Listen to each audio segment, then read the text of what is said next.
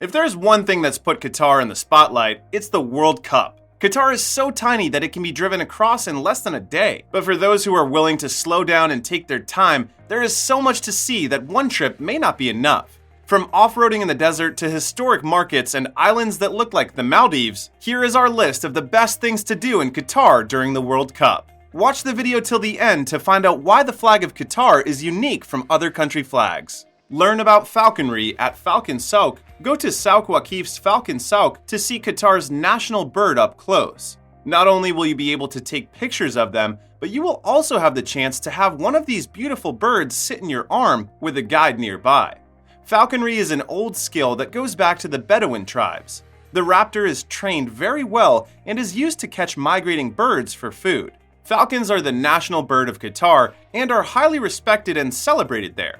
They have always been an important part of the country's rich history and culture. The birds are so important to Qatari culture that the Souk also has a falcon hospital. Falconers can bring their birds to the building, which has air conditioning and modern incubators, wards, and surgery units. You may see hooded falcons. This is done as a part of the process of taming them to keep them calm until they get used to their surroundings or falconer.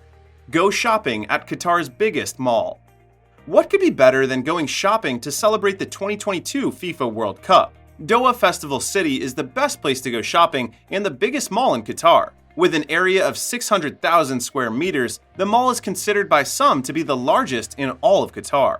The mall is great for families visiting the country because it has stores from around the world such as Harvey Nichols and Dior Beauty Boutique, as well as stores with a wide range of prices. Doha Festival City has more than one thing for people who like to eat. At places like Nando's, P.F. Chang's, and even the Cheesecake Factory, visitors can enjoy the tastes of authentic cuisine as well as fast food. But wait, what good is shopping without some real fun? So the Doha Festival City is home to the country's first VOX theater, with 4D screens and the very popular Angry Birds world, which is a real paradise for kids. Explore Dalal Misfer. Dalal Misfer is one of the most interesting natural places in Qatar. It is in the middle of the peninsula, west of Doha. At 40 meters deep, it is the largest and deepest cave in Qatar that can still be reached. It is mostly made of fibrous gypsum and sometimes gives off a faint glow that seems to come from another world.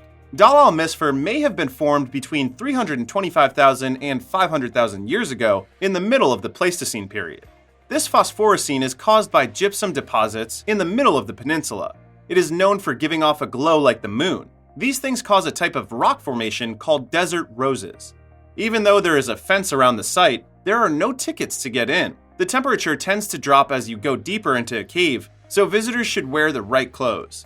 As the cave is made of rocks, you should wear shoes that are good for hiking. Birdwatchers can look for nightjars, wagtails, bee-eaters, and other birds on their way to Africa as they pass through Qatar or sometimes stay there. Before we go on, here's an interesting fact about Qatar. You can see the flag of Qatar all over the city, but have you ever thought about what it means? We're here to teach you though.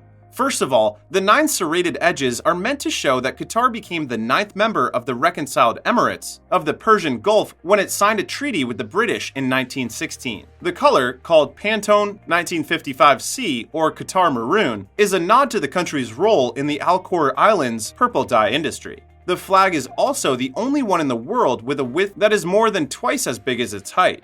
Heading back to our list. The Inland Sea. Locals call this 15-kilometer-long tidal bay Khor al-Adaid, which means inland sea. It is hidden in the desert land of Qatar, an hour's drive southeast of Doha and close to the border with Saudi Arabia. There are no roads that lead to the beautiful waterside, so you will need to rent a 4-wheel drive vehicle to get there. Before crossing the shifting sand dunes, you'll need to let some air out of the tires to lower the pressure and give them a better grip. In this oasis, popular desert activities like dune bashing and sandboarding have been set up by tour companies over the past 20 years. You can also ride a camel if you want to see how people used to get around in this area less than 100 years ago. Qatari families have been going to Khor al-Adaid on the weekends for generations. Archaeologists have found signs of early farming and fishing settlements there.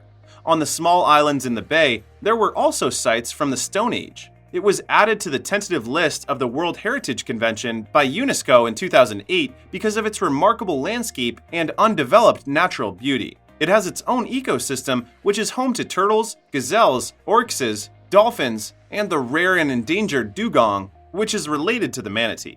With dry nights and clear skies, it is also a great place to look at the stars. The best time to look up and see the Milky Way is just after midnight. Get your adrenaline rush. Did you know the wind in Qatar is great for kite surfing?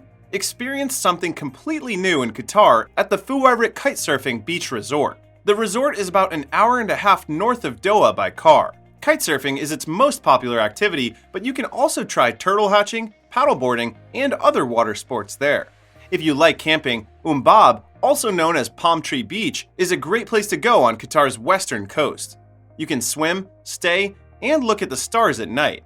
Most matches are in the evening, so another way to make the most of your day is to go dune bashing in Coral Udaid.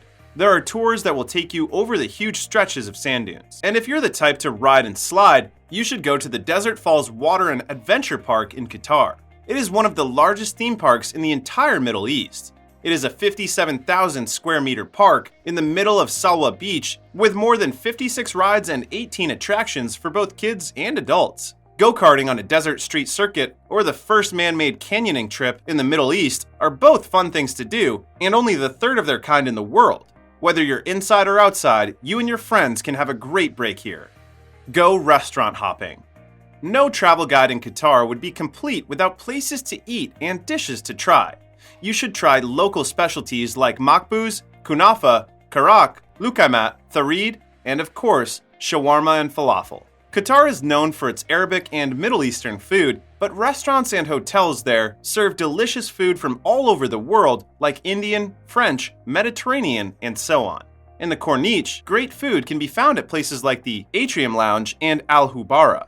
Also, hotels like the Wyndham Doha West Bay and the Sauk Waqif Boutique Hotels have some of the best places to eat. Whether you go to the Argan and La Piazza restaurants in the second city or the Crema Cru Bar and Bazaar West Bay Pavilion in the first, you'll be blown away by how many different kinds of food there are. You might also want to add Nasayem Qatar, Al Jasra, and Al Shurfa Arabic Lounge to your list. Qatar has a lot to offer people who want to try Asian foods. Hakkasan at the St. Regis Hotel serves authentic gourmet Cantonese food. Banyan Tree Doha at La Sigali Musharreb Saffron brings a taste of Thailand to the table. The Four Seasons Hotel in Qatar is home to the world's largest Nobu restaurant, which serves Chef Nobuyuki Matsuhisa's signature Japanese dishes. Fall in love with the vibrant life of the Katara Cultural Village. Katara Cultural Village is a group of simple, sandwash buildings located halfway between West Bay and the Pearl. It has an opera house, planetarium, libraries, art galleries, and even an amphitheater where famous singers and scholars have performed for up to 5,000 people. There are also two big pigeon towers, a mosque with Persian-style decorations called Katara Masjid, and a mosque with tiny gold tiles all over it. The venue opened in 2010 to give artists a place to talk about their work and share ideas. There is also a 1.5 kilometer stretch of beach that is good for families and where you can rent pedalos and canoes. And, like everywhere else in Qatar, there are a lot of food options. Qatar has a variety of food stands where you can get fried potatoes on a stick or plates of hot koshari, an Egyptian dish made with pasta, lentils, and spicy tomato sauce. There are also restaurants where you can sit down and eat Ottoman feasts and seafood platters. But the drive-through tea shop is where most people stop to buy tea. Most nights, people gather outside the popular chapati and karak restaurants to get a cup of strong, sweet karak tea and a rolled buttery chapati. That's it for today. What is your preference if you're visiting Qatar? We'd love to hear from you in the comments. Don't forget to like, share, and subscribe if you enjoyed the video. See you next time.